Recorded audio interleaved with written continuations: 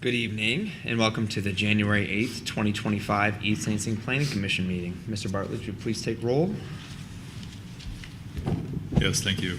Commissioner Chapin. Present. Commissioner Denault. Commissioner Hendricks. Commissioner Lapine. Here. Commissioner Overby. Here. Vice Chair Wagner. Here. Chair Sullivan. Here. We have quorum. Thank you. Is there a motion to approve tonight's agenda?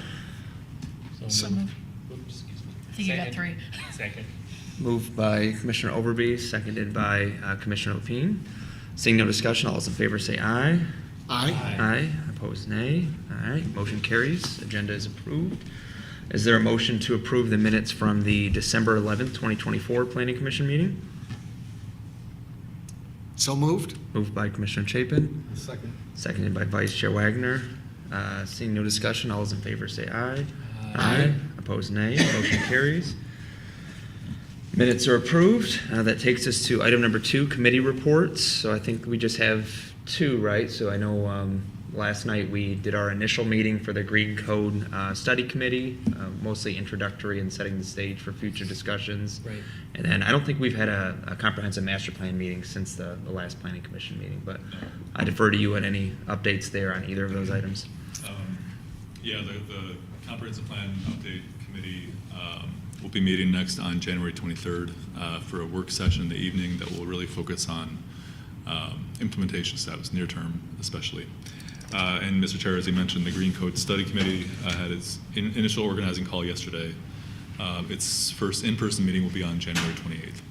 So we'll have more updates as they come. Great. Now on to staff reports. Is there anything aside from that? I do have a few more, I guess. Last night, the City Council introduced and referred 2 ordinances to the Planning Commission. Ordinance 1543 is something that we've talked about briefly before in this meeting, a package of zoning ordinance amendments that are meant to be clarifications and corrections. So it's become quite a package of amendments. I think we're up to about 60-something pages of red line, and so I wanted to just mention that there are quite a few corrections, clarifications to be made, and what I'd like to do is over the next couple of meetings essentially break it up sort of in advance of the public hearing, just to give you a little bit of a preview and sort of talk through things if you have questions before we get to the public hearing. And we probably have the public hearing for that ordinance in February then. Excuse me. Also, Ordinance 1545 was introduced and referred. That's a amendment to change the definition of family to include currently nieces and nephews are not included, and Councilmember Meadows made a couple minor changes to the amendment to also include people under guardianship or foster children or cousins. So you'll be seeing that ordinance before you again for a public hearing, likely in early February. Also last night, the City Council held public hearings for Ordinance 1540, which is a conditional rezoning request this commission is very familiar with.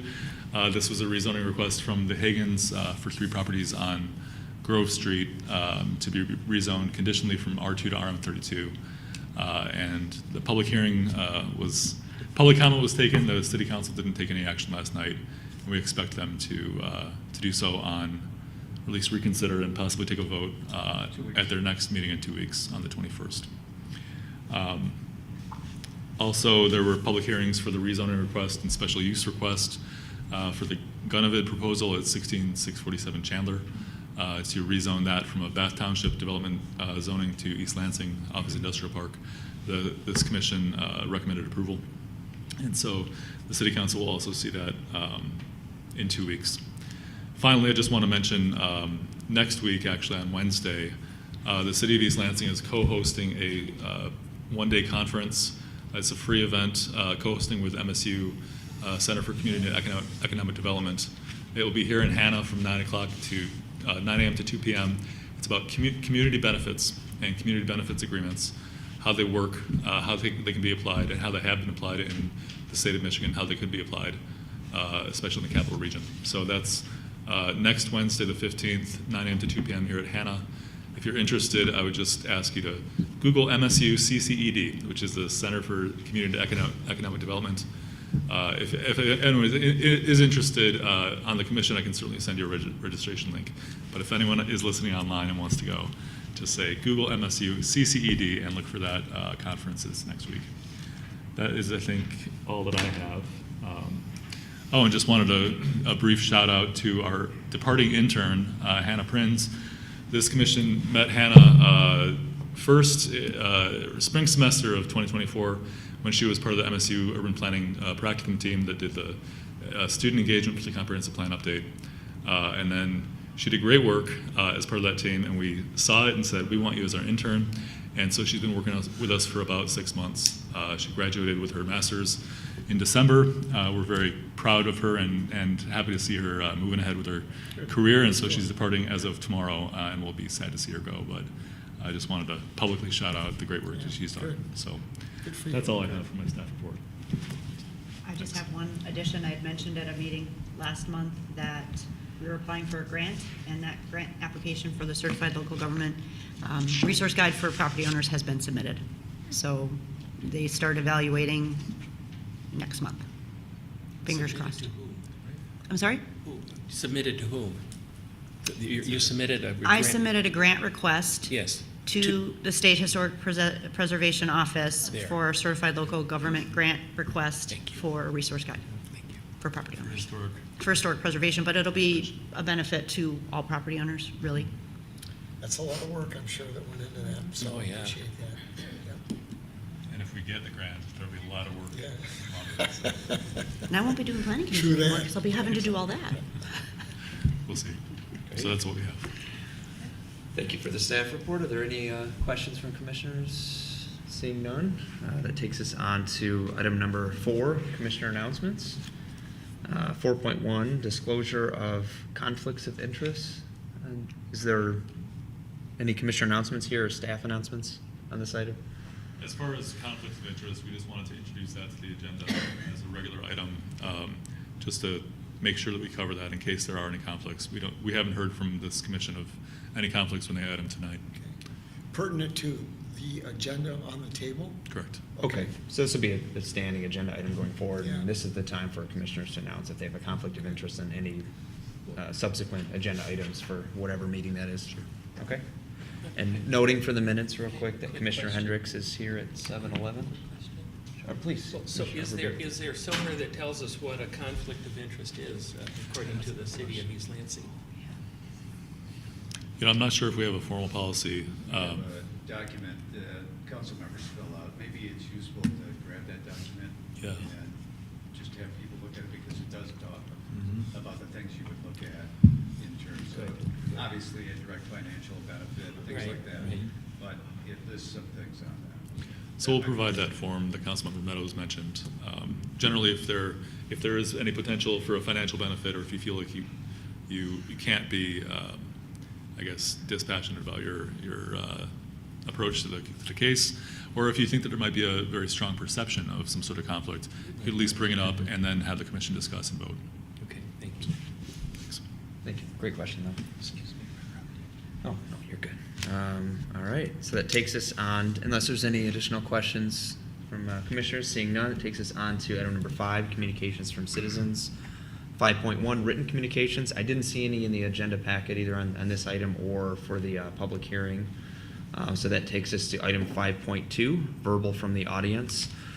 So this is your time to come up and address the commission on any items on or off the agenda. However, if you are here for the public hearing, item 6.1 for 1351 East Grand River, I'd suggest that you speak when that agenda item is up. If not, anyone's welcome to come forward and address the commission at this time. Please keep your comments to 5 minutes and identify yourself on the card up there, though. Seeing none, is anyone online in the queue?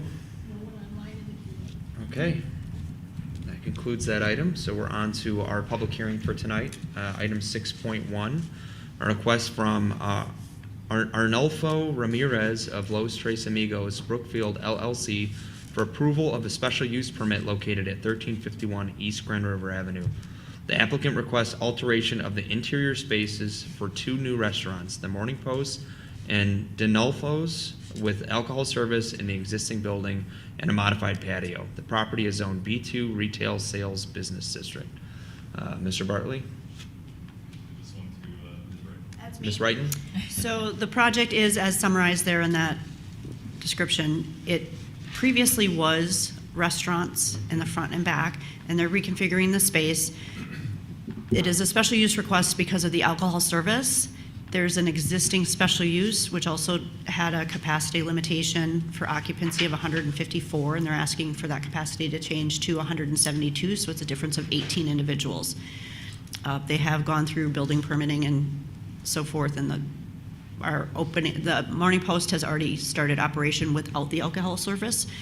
Unique situation here is that it's a shared space, two separate restaurants that are not intended to overlap in hours, but with customers it may, and that the alcohol service for the Morning Post will be in the morning, and we don't traditionally see that here anyways. I know you might have Sunday brunch and have your mimosa, but this is a unique opportunity that is being presented, and the applicant is here to address further details and descriptions and answer any questions, unless you have any of me. Great, thank you for that overview. Is there any questions from commissioners for city staff on this item? All right, seeing none, at this time the applicant can come forward and give their overview.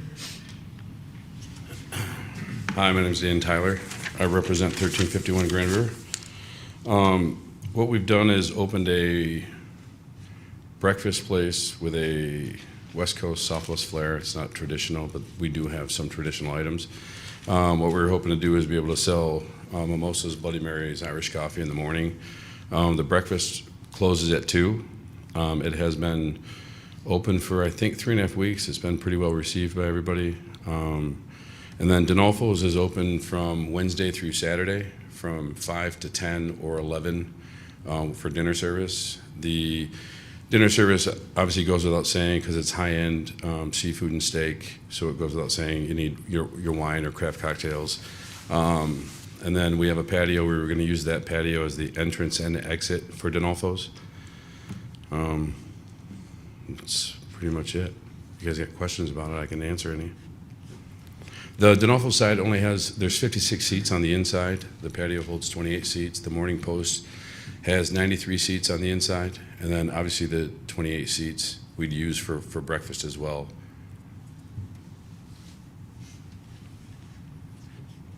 Vice Chair?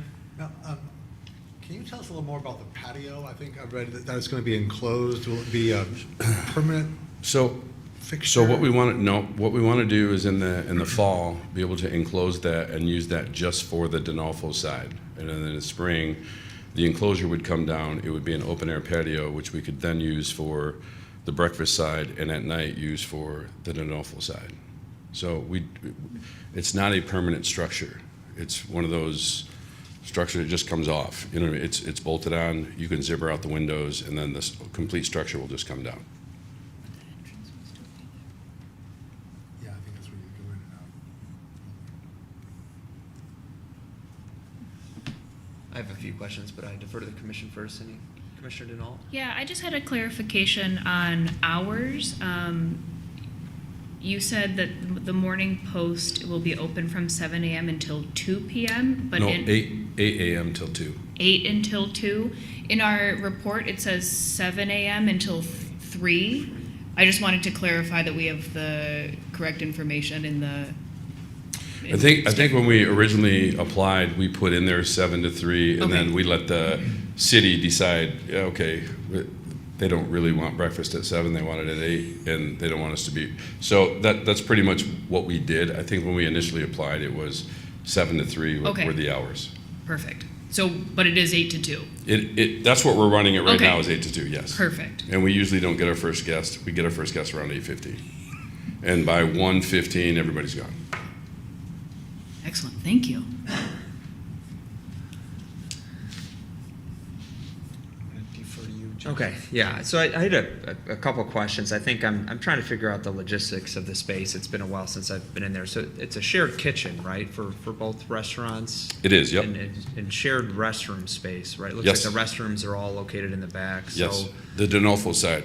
So Okay. you got to walk through the Arnulfo side to get to the restrooms, yes. Okay, so both places are kind of mutually exclusive when they're open, right? So- Yes. Okay, so so you basically would have the breakfast restaurant operate and the seating would extend to the back and then you do it, no? No, That'd be so the closed off? the breakfast restaurant operates just out of the front of the restaurant.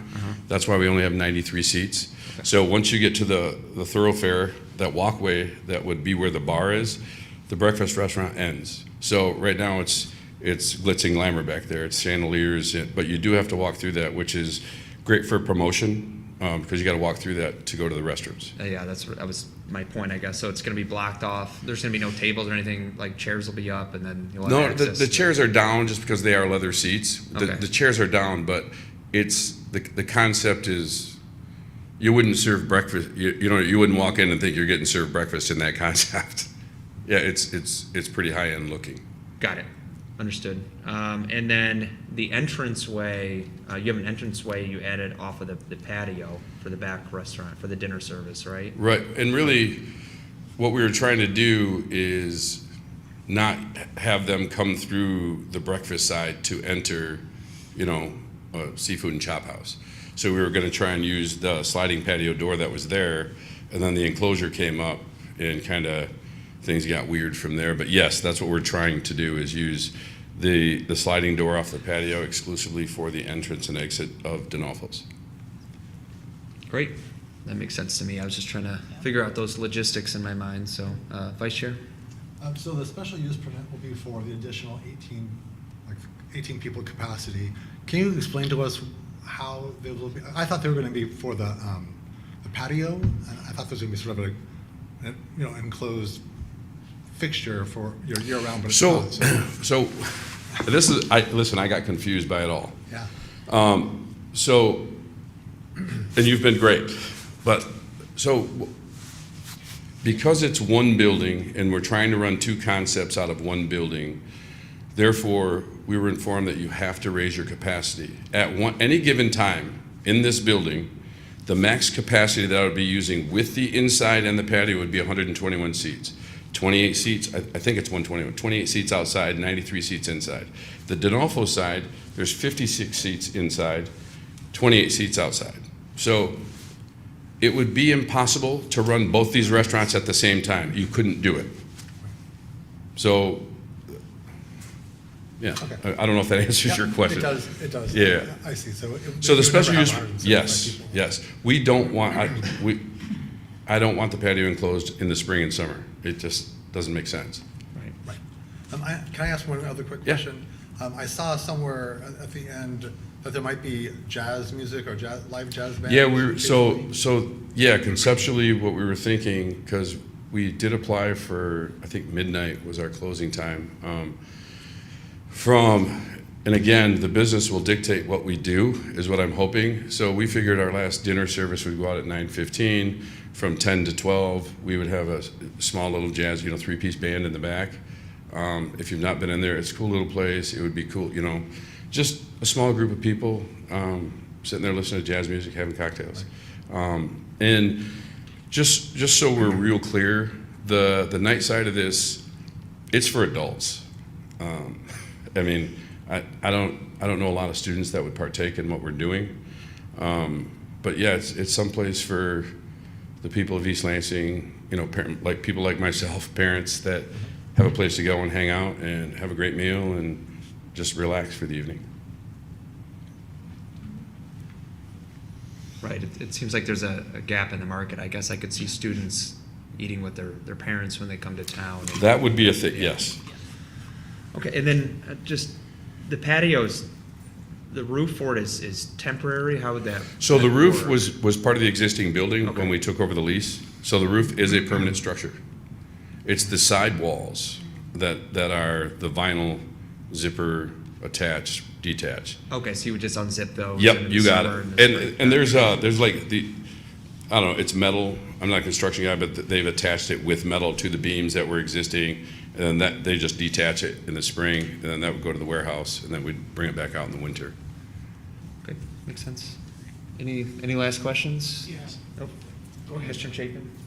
I just have a follow-up on the patio. I'm assuming that you will have signage that will direct people to the patio if you're going to Arnulfo, the restaurant. Yes. And so there won't be any confusion on where the entrance to that is. Nope. The actual sign for the building is on the Arnulfo side, and then we are going to request a yard sign or something that says Arnulfo's entrance, and then on the glass, there'll be a sign that says Morning Post entrance, you know, those stickers with a Right. finger around the corner, and Arnulfo's will do the same thing. Good. Well, and then I have a comment. I was at the Post recently and went through the Arnulfo to go to the restroom, and the decor in the Arnulfo is quite lovely. You've succeeded Thank you. in your goal. I appreciate that. Good to hear. Yeah. So is Arnulfo's open right now? No. Or just the Morning Post? Just the Morning Post. Okay. So we've, through the state, our liquor license through the state is there. Some things fell through the crack because this is my first time doing it on my own. So there was a lot of mistakes made. So yeah, after the rigmarole, they said that you could open Arnulfo's without liquor, but not that liquor is important, but it is a date night. You know what I mean? It's one of those places you're going to want a nice glass of wine or some bourbon, or you're just going to want to. Okay. So I don't want to wreck the concept. Okay, I completely understand that. If I'm having a nice steak, I'd want a little glass of red. There you go. I think I speak for many others too. So this is a good packet, a lot of good information. It seems to me, it's clear to me that we're not about alcohol. Licensing, that's a state of Michigan issue. It seems to me that we're just about the interior design and the increasing the capacity by 18 people.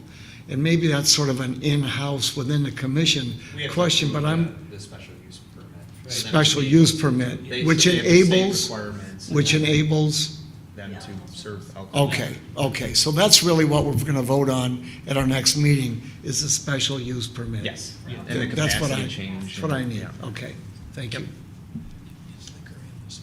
Okay, So I think we're on the same page. Any remaining questions? Seeing none, thank you. Thank you We'll guys see for taking the time. In 2 weeks. Appreciate it. At this point, we will open the public hearing in case there's any comments or questions from the public.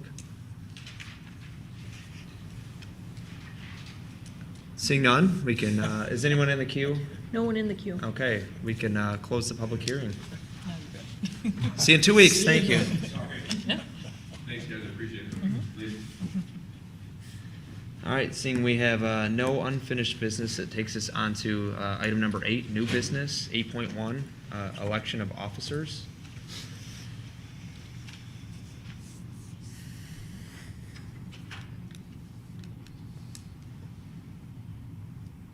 Councilman Meadows, did you have?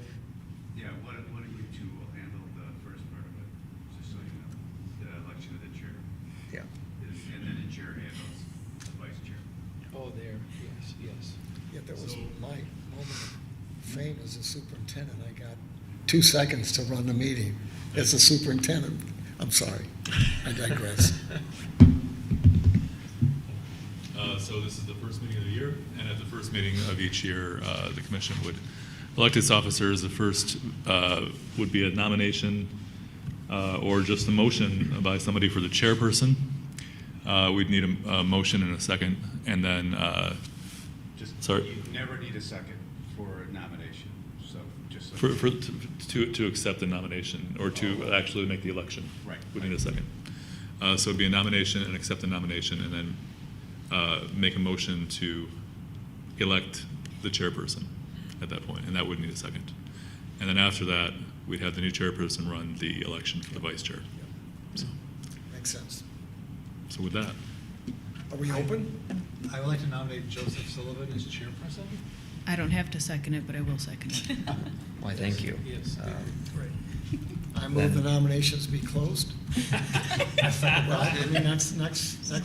That's absolutely true. Haven't we paused long enough? See, we're fine without Cynthia. We got this down. So, Mr. Chair, do you accept that? I'd accept, thank you. I appreciate the nomination So we and look for everybody's a- work on the commission. Do they have to do Motion by Denault? Wagner, Or Wagner, second by Denault. Denault.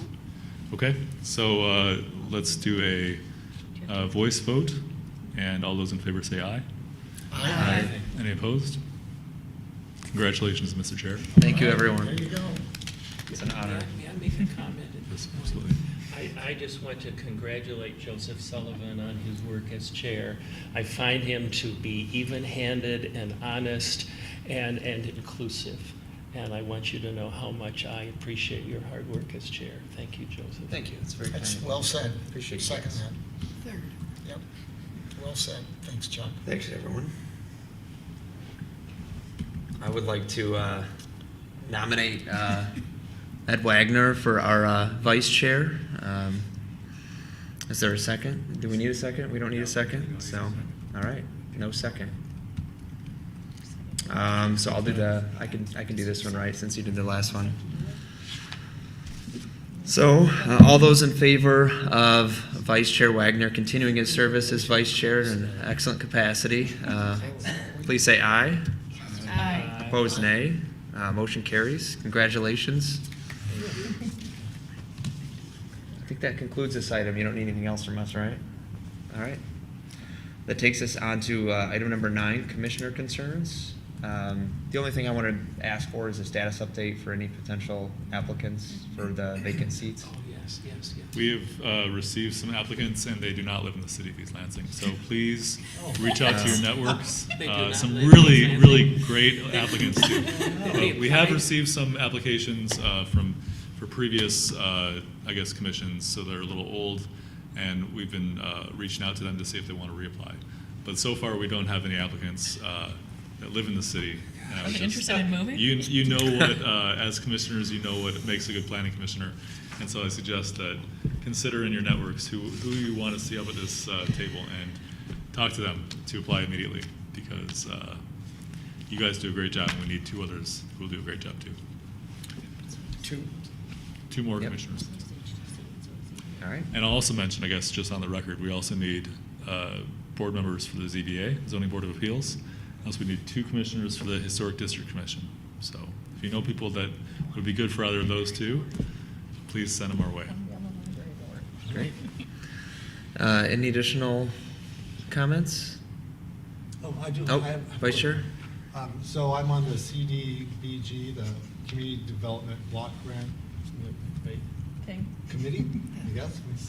And we're meeting tomorrow night to discuss 10 applications for the block grant money. So I'll report back in a couple weeks, but just want to let everyone know it's starting, the process is starting for that. So should be, I mean, I read through the applications and they're really interesting. Great. How much money? Well, it depends, but it's about roughly like $500,000, 550,000-ish. Depends. Thank you. We won't know the exact amount until, I think, summertime or something like that. Great. Yeah, thanks for updating us on that. I should have put that on the committee report. All right. Any last comments? Is there a motion to adjourn? So moved. Second. Moved by Commissioner Opine, seconded by Commissioner Overby. Seeing no discussion, all those in favor say aye. Aye. Aye. Opposed, nay. Motion carries. We are adjourned at 7:32 p.m. We are Fastest meeting.